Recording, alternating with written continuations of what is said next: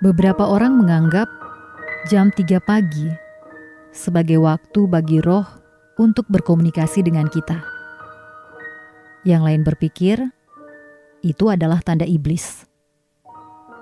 Beberapa orang bahkan berpikir bahwa ketika kamu terbangun pada saat itu, seseorang sedang memerhatikanmu.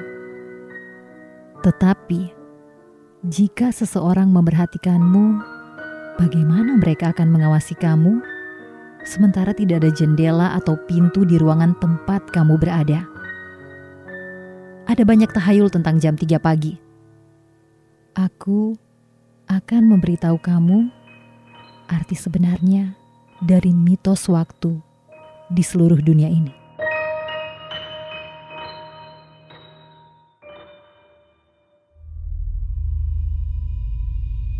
Saat kamu tidur nyenyak, kamu bermimpi.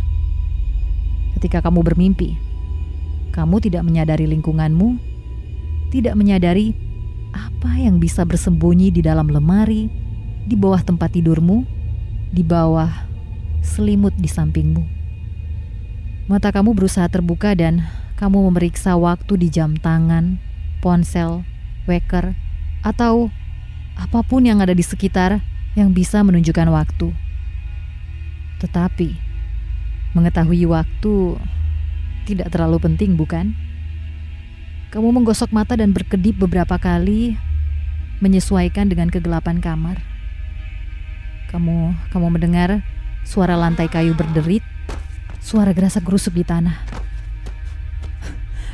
Aku yakin itu hanya tikus, pikirmu. Mungkin itu hanya tikus. Atau tikus besar. Dibutuhkan tikus yang sangat besar untuk bisa membuat suara langkah yang keras. Kamu tidak berani melihat ke tepi tempat tidur. Kamu tidak bisa bergerak karena ketakutan. Kamu hanya menakuti diri sendiri. Oke, sudah cukup dengan kebodohan ini, kamu mengatakan kepada dirimu.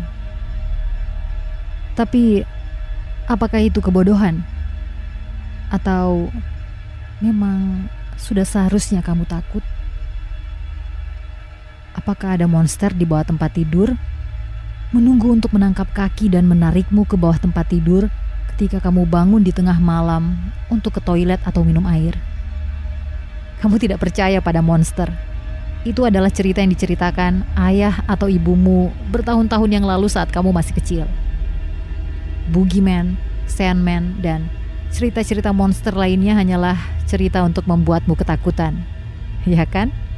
Ya, benar. Monster itu tidak nyata. Kamu berpikir dan terkekeh pada rasa takutmu yang kekanak-kanakan. Tapi, tunggu. Suara apa itu? Derap kaki itu sepertinya semakin dekat. Kamu memejamkan matamu rapat-rapat saat mendengar suara derit yang panjang dan keras dari pintumu. Terbuka dengan sangat perlahan. Apakah kamu baru saja mendengar suara cekikikan? Tidak. Tentu saja tidak. Tikus kecil tidak terkikik. Begitupun tikus besar. Kamu mengalami delusi.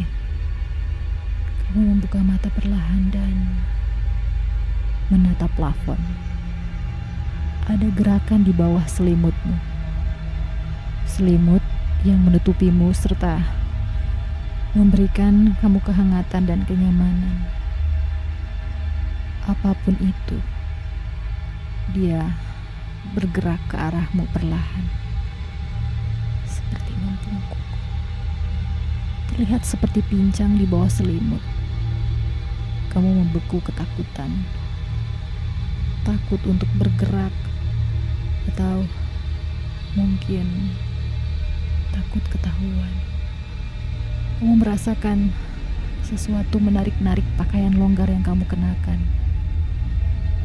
Ya Tuhan, apa itu? Kamu menarik selimut dan melemparkannya ke lantai dan terkejut pada apa yang kamu lihat.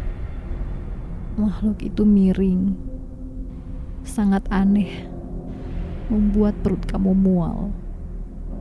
Makhluk itu memakai kain sobek yang terlihat seperti berumur ratusan tahun. Dia memiringkan kepalanya ke kanan dan memberimu senyum mengerikan. Matanya yang gelap tanpa pupil menatapmu tanpa berkedip. Kamu perlahan-lahan mulai mendorong dirimu ke posisi duduk, menjauh dari makhluk itu. Hal ini sepertinya tidak mengganggunya. Makhluk itu hanya bergerak pincang, semakin dekat dan makin dekat dengan kamu, sampai dia menggapai kakimu. Makhluk itu mendekatkan dirinya ke arahmu dan mulai merangkak perlahan. Oh, begitu lambat. Dia tersenyum lebar dengan gigi yang mengerikan. Kulit pucatnya menggantung dari tubuhnya yang kurus. Baunya mengerikan, bau yang belum pernah kamu temui sebelumnya. Tapi kamu tahu bau ini, bahkan sebelum kamu menciumnya. Ini bau busuk, tapi tidak seperti bau busuk yang lain. Aroma yang sangat menyengat dari bau busuk, daging dan darah. Apa yang akan kamu lakukan?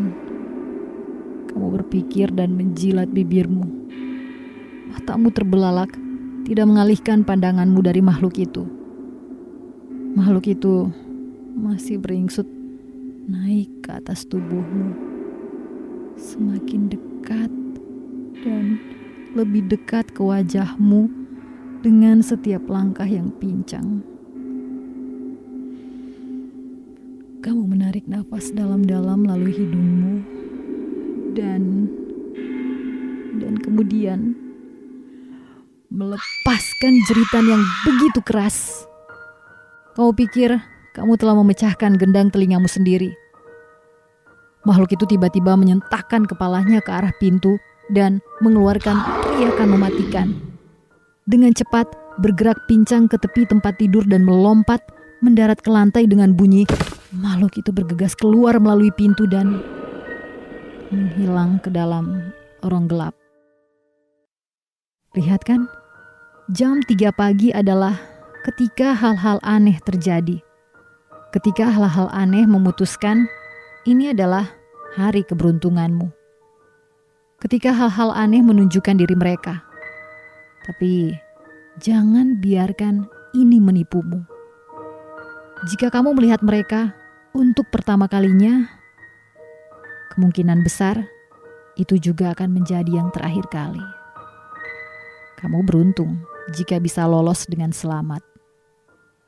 Aku tidak bisa memberitahumu cara untuk menangani hal-hal aneh itu.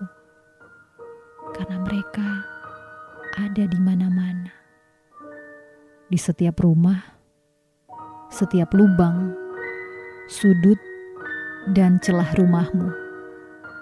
Berapa banyak yang kamu miliki di rumah bukanlah pertanyaan yang mudah dijawab. Yang bisa aku katakan adalah banyak. Mereka mempelajarimu dan mereka merencanakan kematianmu. Tidak heran, mereka berbau kematian.